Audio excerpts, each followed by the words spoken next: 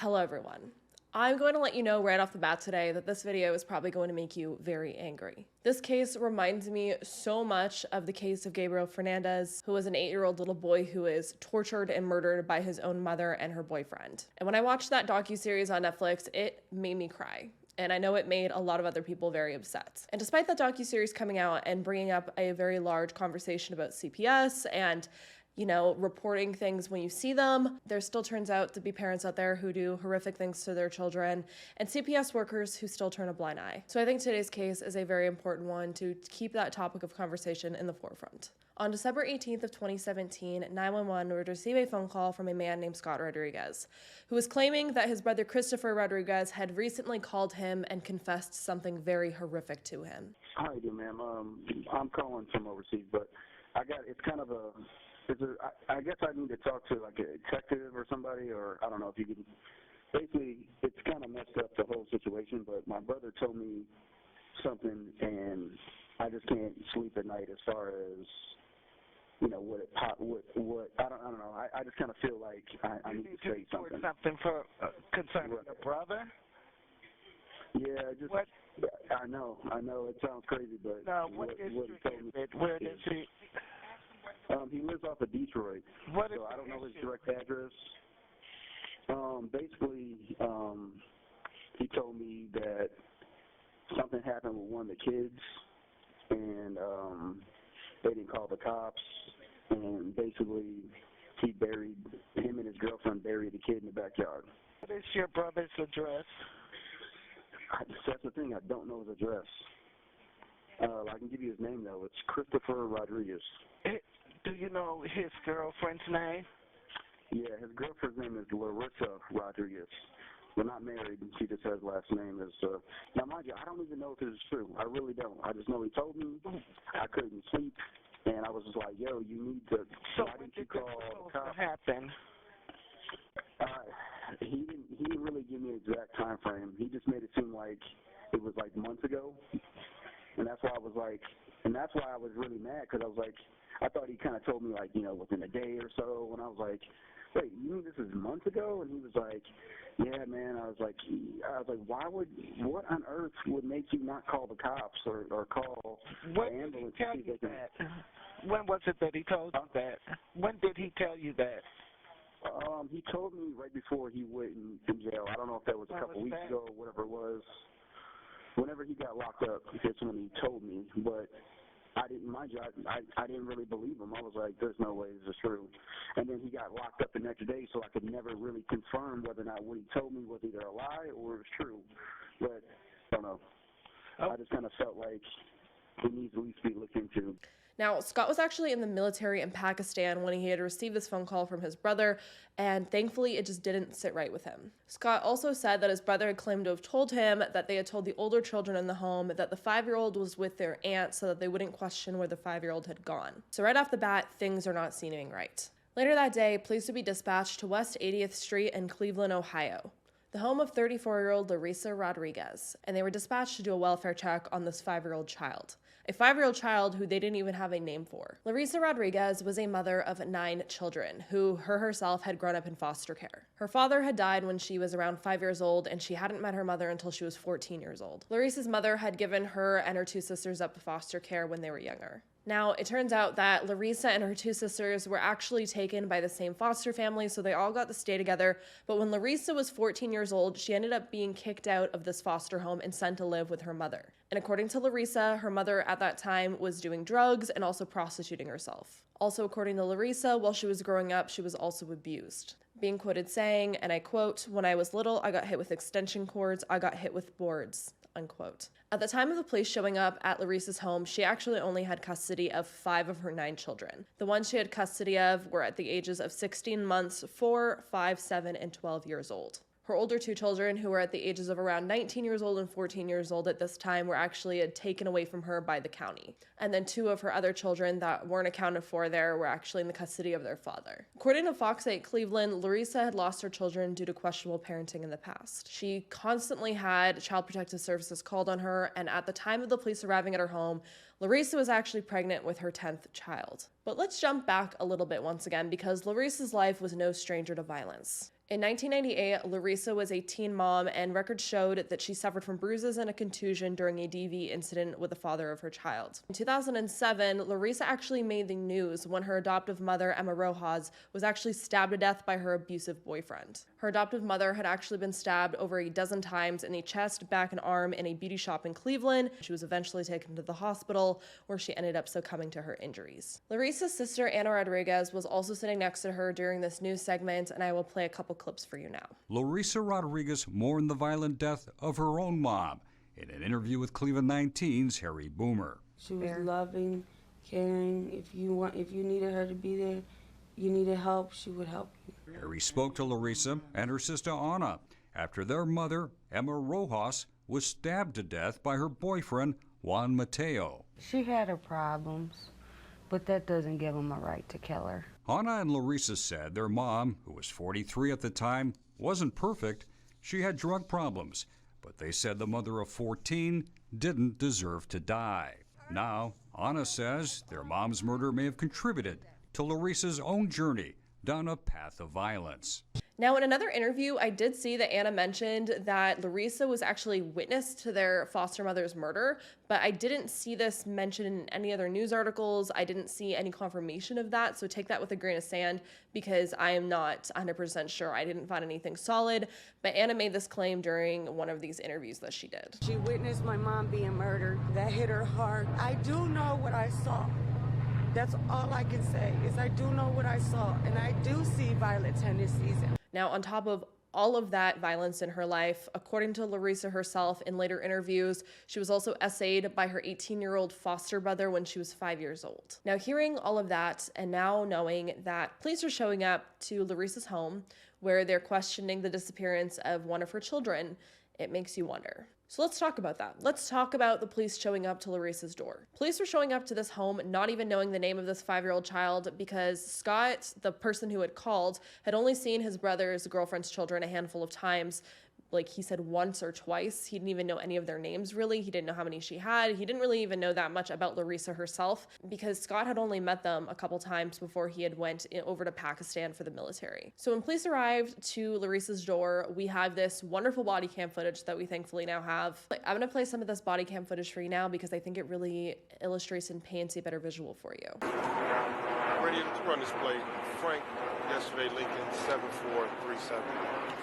Frank, yesterday Lincoln 7437 is on a 2017 Chevy 4-door. Anyway? Listed out of Lakewood. It's showing 227 attached to it for a Tony Smith from Larissa out of North Homestead. Okay, it's parked in this yard over there. Copy.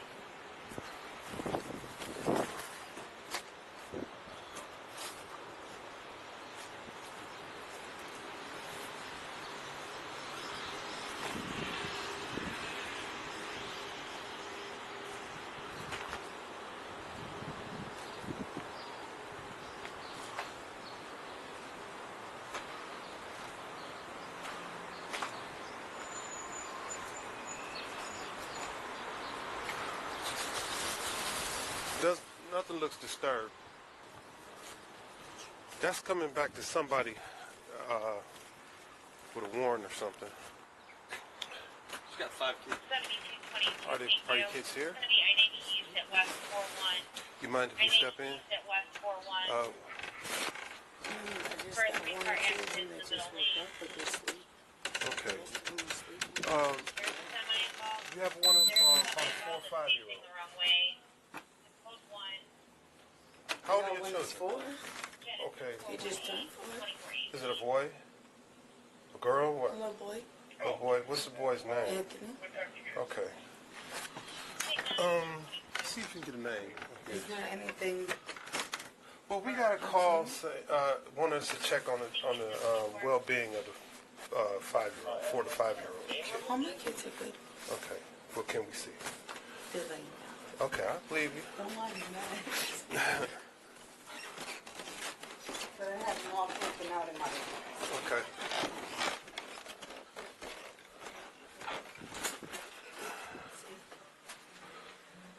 Okay. Negative, just on the oldest brother one, of she's right Christopher there. Rodriguez and his girlfriend, Larissa I mean, they're all fine. All right. Hello, kids. Larissa would end up confirming to officers that her boyfriend was Christopher Rodriguez, but he was currently in jail for failure to pay child support towards a child that, wasn't theirs, or wasn't hers at least. But when he wasn't in jail, he did live with her and her children.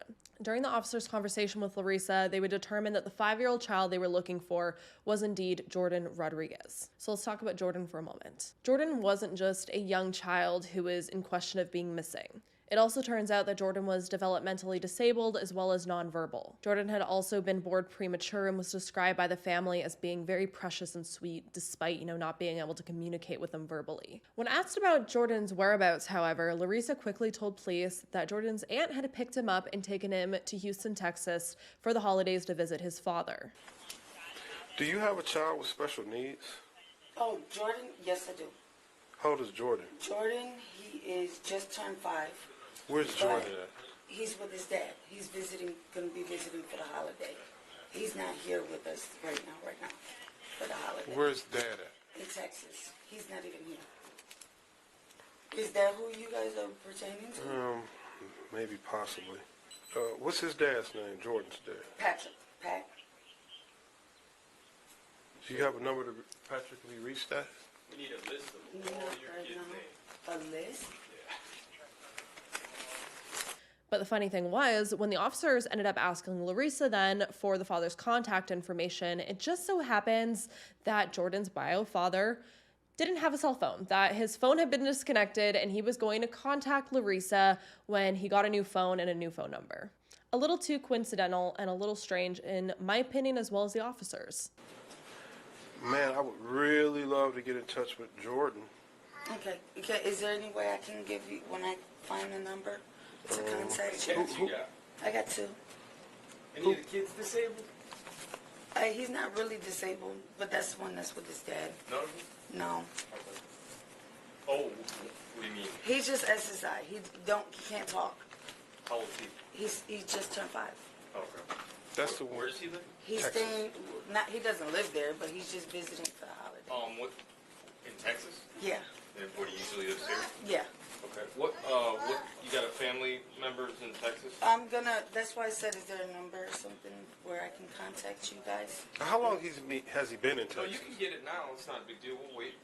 Larissa, over and over again in this body cam footage, tries to deflect this conversation with the police every time they keep asking her for the phone number or, any of this family and Houston's contact information so that they can, verify Jordan's whereabouts.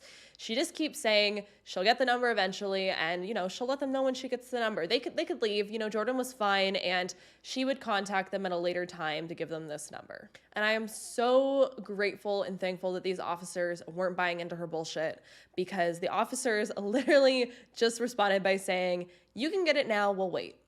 And they just stood there and waited. And I don't think she knew what to do with herself because they weren't leaving. They weren't playing into her manipulation. And Larissa was panicking at this point because she did not have this number because Jordan would not be with his bio father. Now, there's also a moment when there is a child on the stairs, and in my opinion, it's hard to hear what this child is saying in this audio footage, but I've seen a lot of people in comments on this body cam footage saying that it sounds like she's saying, "Mommy beats me up, me too."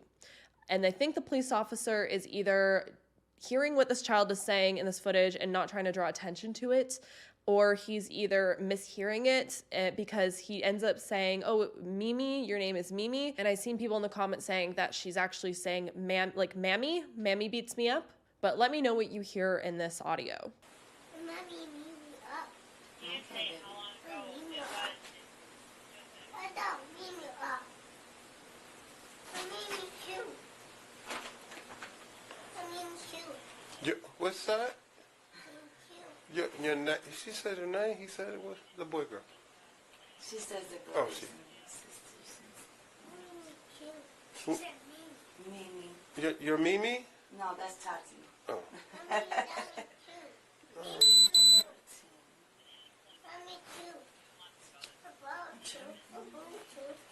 Obviously, in the end, Larissa fails to provide the officers with a phone number.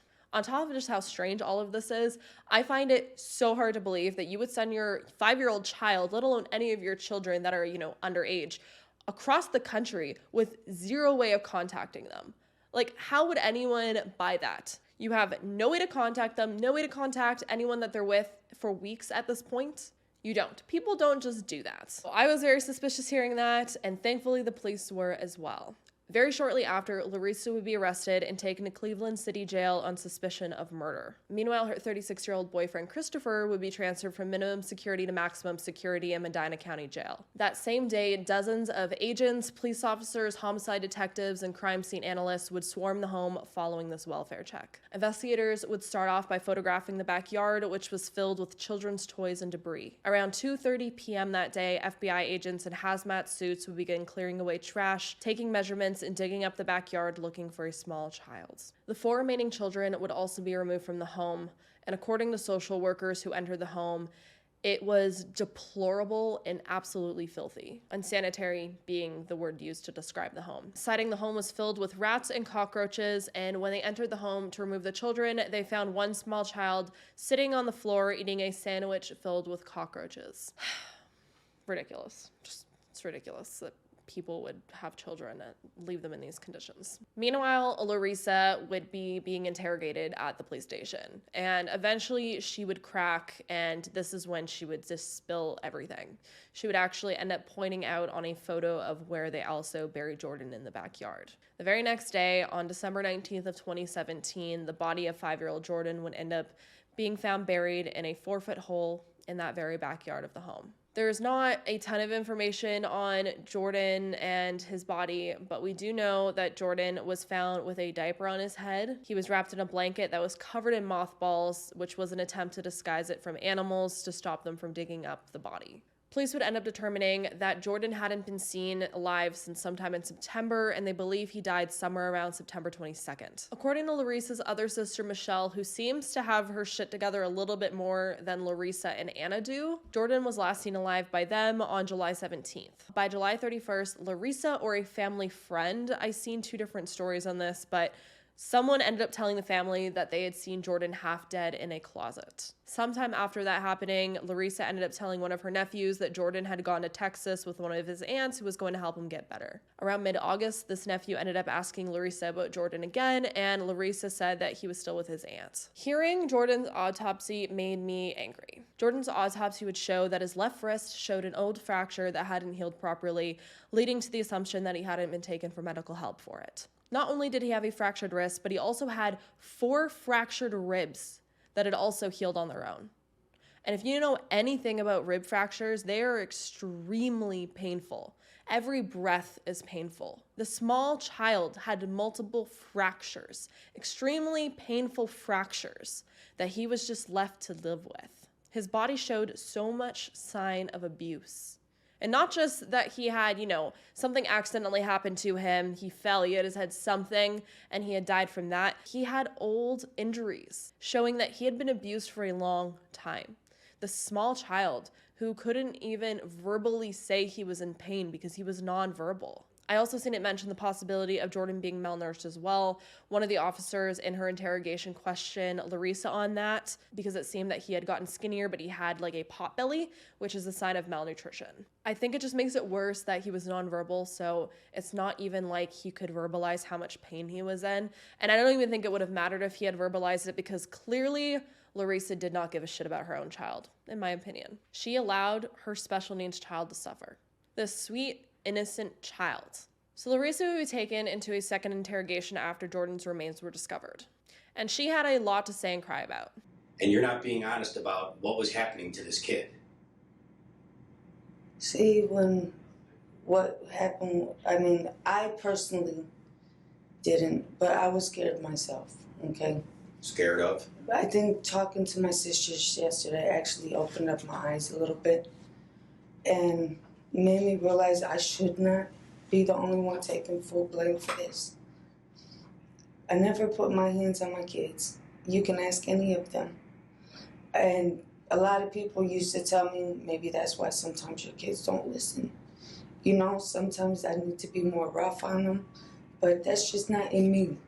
According to Larissa's story, sometime in September, her boyfriend Christopher had brought Jordan into her bedroom in a semi-conscious state. Rather than getting her 5-year-old child help, who was laying there semi-conscious, she instead gave him a cold shower and then laid him on her bed for 24 hours. Sometime after that, Jordan ended up dying, and then they buried him in the backyard.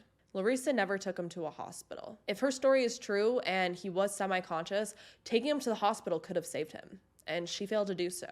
But her story is actually the opposite of the story that Scott told in the 911 call. According to Scott, his brother Christopher had told him that Larissa had called him and then he rushed home to find the boy unresponsive. So we basically have a he said, she said.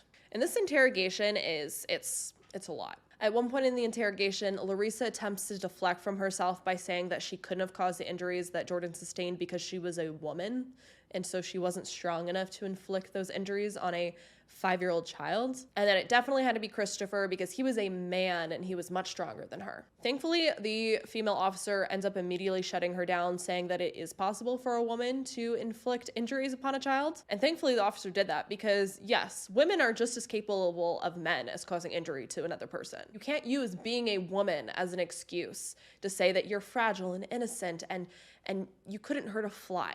Well, yes, a man is most likely stronger, and Christopher was bigger than her, and he looked stronger just visually. She still could have caused those injuries, in my opinion, and according to the officer, hers as well. After Larissa made that point saying she was, a small delicate flower of a woman, Larissa would then begin to tell a story of how Christopher had began putting his hands on her a year into their relationship, saying that one time he attacked her and that she stabbed him in the back. Now, Larissa makes multiple different claims in these interviews of being abused, and I'm not trying to downplay what may have happened to her because I think she very well may have been abused. She seems to have been abused her entire life. I don't think the cycle would have ended there. But if we do keep in mind that the officers bring up that police were never called to any of these incidents where she claims he was attacking her, she stabbed him, all of these things happening, there is no paper trail of this happening. I think that does say something. Now, you can play devil's advocate and say that a lot of abuse isn't reported, and that's totally true as well. In saying that, I also want you to keep in mind that in another part of this interrogation, Larissa tries to blame ghosts from past violent things that happened in the home before they even moved in there for the children acting strangely, basically saying that the children were possessed. And if you want to see all of this interrogation, I'll have it linked down below because I think it's a good watch. It's very interesting in my opinion, and I think it's worth going through all of it as well as the police body cam footage. I'll have that all linked below. Now, as I said, in hearing all of that, you do want to believe a person when they say they're in a DV situation. But in my opinion, if you hear all of this interrogation footage and hear all of the sides to the story and everything that I will even continue to mention after this point of the video, in my opinion, Larissa was trying to paint herself as a woman in a DV situation who was too scared to stop a man from beating her child. And we've heard this story over and over again. I think a very similar thing happened in the Gabriel Fernandez case. And again, I'm not saying that she wasn't in a DV situation. She very well might have been. But this wasn't a one-time thing. And at the end of the day, we're talking about a 5-year-old child who was beaten to death. A 5-year-old child who was tortured, who had broken ribs, who wasn't taken for medical care, and who couldn't even express the pain that he was in and couldn't express what was happening to him, who probably didn't even understand what was happening to him. In my opinion, I don't think it was just Christopher beating those kids. Now, I'm not saying that Christopher isn't violent or a liar or wasn't allowing these children to be abused in front of him. His own brother called him a liar. One investigator in the interrogation with Larissa also brought up the possibility of Christopher being a predator and the possibility of Christopher essaying Larissa's daughter, Mariana. But Larissa denies this happening. She says she has no information or any idea and would not imagine Christopher doing this to her daughter, yet it's being brought up in this interrogation, so I think there might be something with that. Also keep in mind that Larissa has only been with Christopher for about 2 years, and Larissa has a nearly 20-year history with CPS. And I haven't mentioned all the horror stories yet. Now, we don't have much information about what all these CPS calls were for, but we do have some information from family on what was happening to Jordan before his murder. At one point in time, Anna Rodriguez, who is Larissa's sister, was living with them for a point of time, and she told a story of once finding Jordan alone, sitting in a corner of a room, tied up with a sock in his mouth. That boy was sick. That boy was special needs. premature. He needed help. And all they did was fucking beat on that little boy. Her and her boyfriend. When I moved out of this house, they had my little nephew in a fucking corner with a sock in his mouth, and I said, what the fuck is this? Okay? I called on them. I've been calling on them. I want to know what was going through her head. I want to know, did this man threaten her along with the rest of the babies?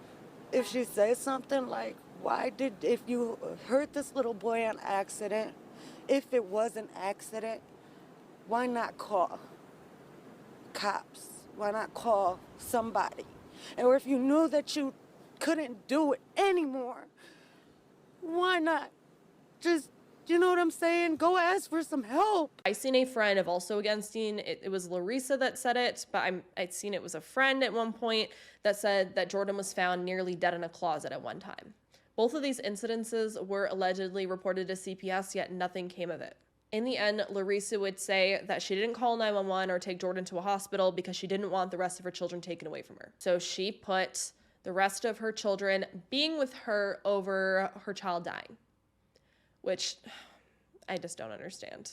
It would also turn out that Larissa had 13 abuse or neglect investigations into her by CPS since 1999. And this is a big reason why this case reminds me of Gabriel's. There were so many people reporting this woman for the abuse of her children, and yet nothing happened. A couple of them got taken away, and a couple of them were with their father, but she was still in custody of 5 of them, despite all of these reports against her. There were people that knew what Jordan and his siblings were going through, yet nothing seemed to happen.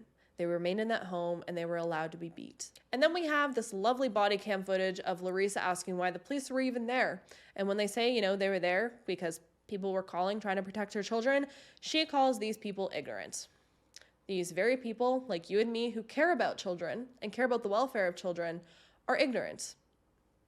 Larissa's oldest son, Angel Alvarez, would also be at the vigil held at the home for Jordan after he was found. He was at this vigil for his little brother, and he went on the news to beg his mom for answers. Ma, I just wanted to let you know that I still love you, but I want you to tell me the truth and what really happened. 19-year-old Angel Alvarez is Larissa Rodriguez's firstborn son. Flanked by his aunt and his father, he begged his mother to tell him what happened. Tell me the truth. I'm your oldest son. You never lied to me. I don't know why you would lie. And I just wanted to tell you I love you, and I'm going to get justice for Jordan.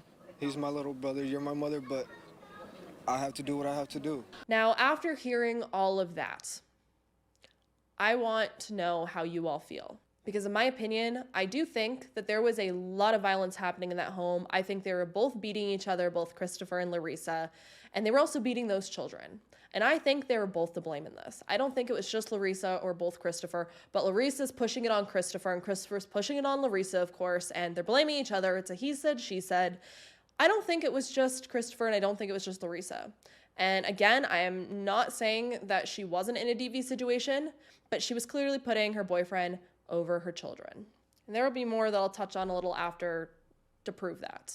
So I'm sure you're wondering, despite all of these calls being made to CPS on Larissa, why nothing came of those calls and why Larissa still had custody of her children. After there were calls to CPS that she had a child who was nearly dead at one point, who was tied up and beaten and had a sock in his mouth, why nothing would happen? If you're wondering why Larissa was allowed to have all of these children in such a bad situation in a house where children are literally eating sandwiches with cockroaches in them, oh, there's a reason. Nancy Caraballo is that reason. Nancy was in charge of conducting monthly home visits to check on Larissa's children, the living conditions, and make sure it was a safe and stable environment for those children. She was also in charge of filing a report each time. After doing some digging, police would end up finding out that instead of actually doing her job and protecting those babies, Nancy would actually show up at the home, buy discounted food stamps from Larissa, and she would do this in return for filing false reports saying that these children were happy and healthy and that Larissa was not neglecting these children. This woman, Nancy Caraballo,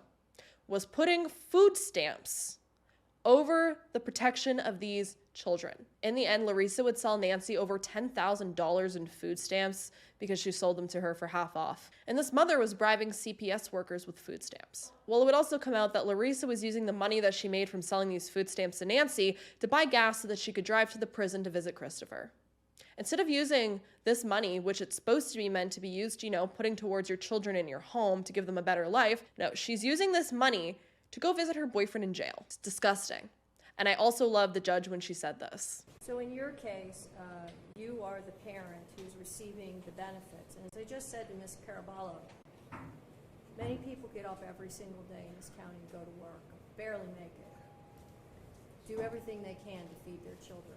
They pay taxes, and their money that's taken from them for taxes is given to people like you who are doing less, are less fortunate. And then for you to turn around, make a deal with somebody to take this money and use it for whatever you wanted to personally at the expense of your children is really not only not understandable to me, but it's an affront to everybody in this county who works and helps support those who are less fortunate. It's a slap in the face. You're not entitled to this money. This money was for your children, and you used it for yourself. I don't know that I've seen somebody quite this selfish when it comes to their children.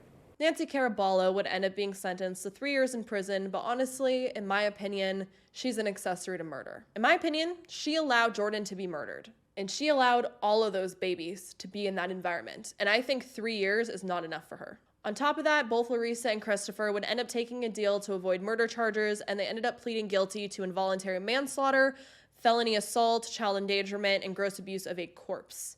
They'd end up being sentenced to 25 and 28 years in prison. During sentencing, Judge Nancy Russo actually ended up breaking down in tears, being quoted saying, and I quote, "This is a horror. I know as a judge I'm not supposed to show emotion. In 22 years, I never have. This is one of the worst things I have ever seen in my life. I don't know how you live with yourself." Unquote. To make this even worse, Larissa ended up giving birth to her 10th child behind bars, and that child was taken into custody. This woman was allowed to have 10 children who she did not want to watch grow up and have happy lives and to feel accomplished in teaching these children to be better human beings and to watch them grow and love and have their own children. No. In my opinion, she had these 10 children so that she could get food stamps and that she could get more money to spend towards seeing her boyfriends and on her own cares and needs. And in my opinion, that is very fucking selfish. This woman, in my opinion, deserves to have none of her children. And I hope that these children can now grow up to have happy lives and stay as far away as they can from this monster.